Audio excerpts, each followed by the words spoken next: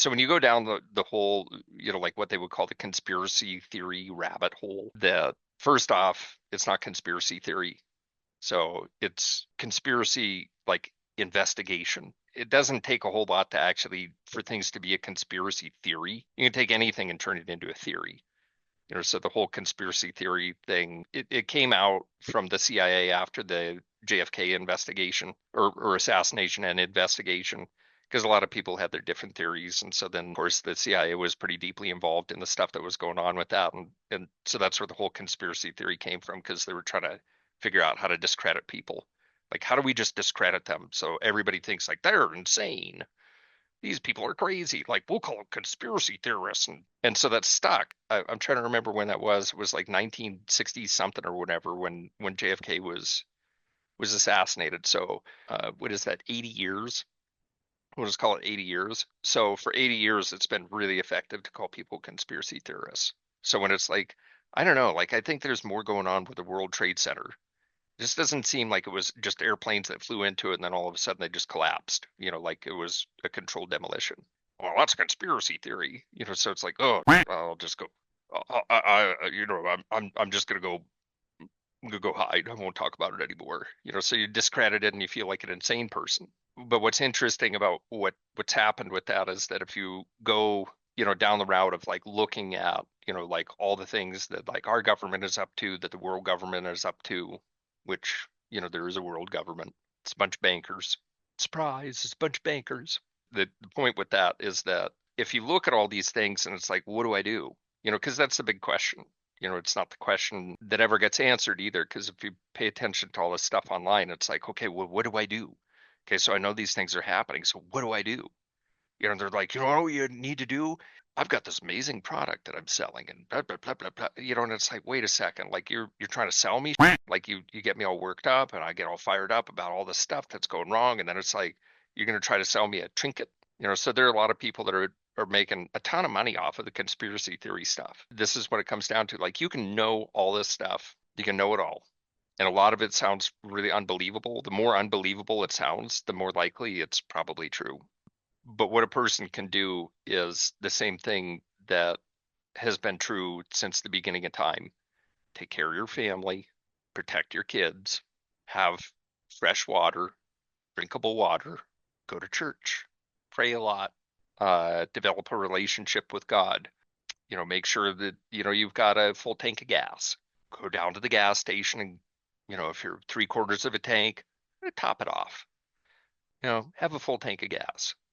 You don't have to be neurotic about it, but just a full tank of gas. Have an emergency plan. If there's like an earthquake or if there's a this or there's a that, have a plan of like, if, our cell phones aren't working or whatever, like we meet at this particular place, you have a particular thing that you grab, that's got like 72 hours worth of food or whatever, so that's like emergency preparedness. And then you can reach a certain point where it's like, okay, I can't really be prepared any more than this. Perfect. Because that's ultimately all we can do, because the idea that, that somehow if enough people know about a certain thing, that this certain thing will just cease to happen. Like we were talking about the homelessness grift. It's a big problem and it's terrible. A lot of people homeless, terrible. I personally have invested, quite a lot of money for me. It's not millions of dollars, but quite a lot of money for me, in trying to help solve our local homelessness issue. And I found that people are not really interested in fixing it. The people that have the ability to fix it, they make too much money. They make too much money on getting contributions, charitable donations. They'll have a fundraiser, and then all this money goes to these particular companies, whatever they are, for-profit, non-profit, benevolent organizations. If you ask them, like, well, what did you actually do about the homelessness issue? They're like, well, it's too big. And it's like, yeah, but you raised like $1 million. So like, what did you do with $1 million? Well, it's all gone because, we did that one fundraiser and then we did this and we did that. And it's like, okay, so you spent $1 million on trying to solve the problem, and all you did was just raise more money and increase expenses. And essentially, your company just gobbled it all up. That's what happens with the homelessness problem. You've got like the federal government stepping in, and then they make funds available to build affordable housing. Okay, so that's kind of nice. You get that. Well, who has the ability to actually take part in those programs? And the answer is it's not the little guy, it's the big guys. So, or it's the medium guys that are so over leveraged that they like need to have like they've got to hit the big one or they're out. That's how it works. So if you're a medium guy and you want to be a big guy, very risky. So it's almost like the guys that are able to take part in these larger or not even larger, but just take part in like the government programs, for subsidized housing or affordable housing. It's almost like the programs were written specifically to exclude everyone and to only benefit, the large developers. It's almost like maybe they had somebody go to the government and do some lobbying for them to pass certain bills that only benefit them. No, they wouldn't do that, would they? That's what happened. So then you have all of these people, and I'm one of them, who's like chasing the dream. Like I am going to help people, which I truly want to do. I mean, I believe that I've got a good heart. I believe that I'm doing it for the right reason. Dude, I've made like so little money over the last like 3 years, just because of the real estate market that, I'm doing like all sorts of other stuff. I've got other, other sources of income. But I think of all those other people that are in my situation that don't have the other sources of income and they see the same problem and they're like beating their head against the wall, like trying to figure out like how do we fix this? The answer to that one in particular is that there is so much money to be made off of the problem of homelessness. And then they have like all these buzzwords now too, like underhoused. Underhoused. Do you know what underhoused sounds like? It sounds like lack of income. So is the underhousing problem an actual underhousing problem or is it an income problem? It's an income problem. So instead of looking at an underhoused problem, should be looking at income. Well, no, Dave, you don't understand. We make so much money on our underhoused programs. Yeah, they'll never call it like, lack of income problem or lack of sufficient income problem or overinflated real estate market problem. They just come up with these new words.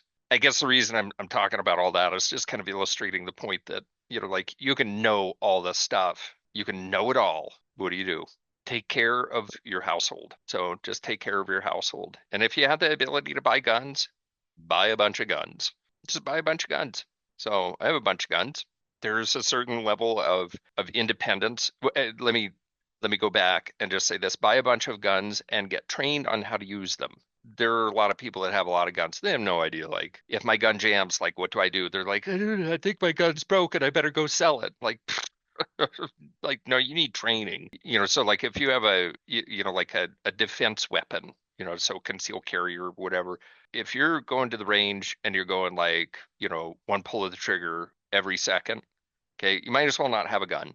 You just might as well not have a gun. So if you don't know how to get as many bullets out of the pipe as fast as you possibly can, generally on target, like you might as well just not even have a concealed carry permit. The name of the game, when you hear things where they say like, lead down range, right? Meaning like you're putting lead down range. The idea of defense is getting as much lead out of the barrel of the gun as quickly as possible. That includes like draw time, that includes all that stuff. So if you're not trained on how to use it, then what's the use? Probably blow your foot off. The ideal scenario is this for everybody. If money were no object, which that's not the case for 98% of the people in the world, money is an issue. So if money weren't an issue, this is what it would look like: is that everybody would be on a 50-acre parcel, 50 to 100. You would have your own agricultural units, which would include either sheep or cows typically. Then you would have like your day-to-day sustenance animals, such as like chickens. They lay eggs, they get a little older where they're not like laying as good. And so, then those guys turn into chicken sandwiches. Then you have the ability to have, like crops of some type, and this is for your consumption. It's self-sustaining. You have a fresh water source and you're surrounded by people that love and trust. That's the perfect thing. Then it's like, whatever is going on in the world. I mean, like, okay, it's going on in the world. You're okay. You secured your source of food. You've secured your source of water. You've secured all of your basic necessities as far as being a human being. You have shelter. You have people that are around you that you love and trust. You have relevance. All of the things that are important. That's the ideal scenario. Up to that point, what can a person do? Kind of what we already talked about. And the other thing too is like if you don't have the ability to get a gun, get a baseball bat. Go buy a baseball bat and get real good at using a baseball bat. Because I do know this from, well, I guess from personal experience too, but not like a home defense type of a situation. But if somebody's coming after you and you know how to use a certain thing and you're fucking angry enough, it doesn't matter. It doesn't matter if they've got a machete, and you have a baseball bat, you're gonna kill them. Beat the hell out of them, kill them. If they've got a gun, kind of a different story because they've got a longer reach. Unless you can somehow figure out how to wield a 40-yard long baseball bat, seems a little unwieldy. But the point with that is like, just know how to avoid those situations. Surround yourself with people that love and trust. And then you don't really have to worry about that. So the answer is community. So that's really the answer. Whatever that looks like. If you're living in, a gigantic city like New York, it's like, oh, community. Yeah, your community can be like, the six people that live on the same floor in your apartment building. There's your community. You can go one floor up and not know anybody, and that's okay. One floor down, not know anybody. That's okay. You got your six people that are your community. It doesn't have to be a huge community. It just has to be community and not communism. As somebody said that the other day, where they're like, "Oh, it's communism." No, that's not communism. Communism would be, okay, so you have those six people that are on the apartment floor, and I'm the boss. That's communism. And you bring all that to me. I will divvy it out as I see fit. And if I don't like you, you don't get any. And if I like you a lot, you're okay. That's communism. It's like here's the best example of communism is high school. So remember when you were back in high school, that's communism. Every part of it. Oh, but we have all of our organizations where I was the class president. So did the class president get to make any of the rules concerning how the school was governed? No. Okay. Could it have been something maybe just to keep you occupied? Like, here's a natural leader. Hurry, give them some sort of a ceremonial position so that they feel like they are actually doing something while they're actually doing nothing. That's communism. Like, oh, I'm the chief. Blah, blah, blah, blah, blah. Oh, that's really great. Wow. So what do you do? Oh, we do these things. And it's like, well, that doesn't, like the high school president. Yeah, so I'm in charge of the student board or body board or whatever, is responsible for planning the homecoming party or the homecoming dance or the prom dance or whatever. Wow, that's really great. Ultimately, is it important? No. Do they have any say over the curriculum? No. Do they have any say about when they start and when they stop? No. How about any say over the budget? No. School policy? No. How about like social issues? I mean, do they have the ability to bring this, social issues, and say that the student body has voted on this, and so as a result, we're going to have prayer groups available, at any point during the day? No. Communism. Because at the top you've got the principal. Oh, okay. Does he have the ability to do things? He actually does. Oh, but it should be able to be overridden by the school board. No. A lot of those decisions that are made solely between the principal, vice principal, and like a couple of other key individuals that may or may not have any type of an authoritative title. That's communism. And then you wonder, and I know I'm going down the rabbit hole on this one, but then you wonder why, everybody has communistic tendencies. They were literally educated in a communist system. There's a communist system. They get out of high school and then they go to college, which is basically like communist refinement school. Then they're getting the finer touches on communism. And then we're like, why does it feel like we live in a communist country? You do live in a communist country. Like in the United States, it's like, oh no, we're a representative republic. Are we? Or is maybe that just what they call it? That's just what they call it. It's really pretty interesting. And so the answer to all of it is, community, self-sustenance, care about the people that are around you. The world is not, all 8 billion people. The world is the people that are closest to you. So that's the world, on an individual level. I mean, if you pay attention to things like on the grand scale, you'll just go nuts. I did. I wound up in the behavioral health unit at the hospital. Like, they're like, so what's your deal? It's like, well, I just want to die. I'd like to die now. Why do I want to die? Well, I know all this stuff, and then it's like, what can you do? What can you do? You can't do anything about it, except when the time comes, you say, no, give me your guns. Nope. We've decided that it's now illegal. This happened in the United States. We've decided it's now illegal for everybody to own gold. So the government is confiscating the gold. This happened in 1933. People don't know this shit either. So in 1933, FDR made it illegal for the individual to hold more than 1 ounce of gold, excluding jewelry. So you could have like your wedding band. How nice to get to let people hang on to their wedding band. The purpose of that is that we were still on a gold standard, and the government was basically running out of money. So what they did was you went in and you gave your gold to the bank. The bank is sending it to the Department of Treasury. The Department of Treasury is holding on to the gold, and what do you get? You get a piece of paper. So it's what they called a gold note.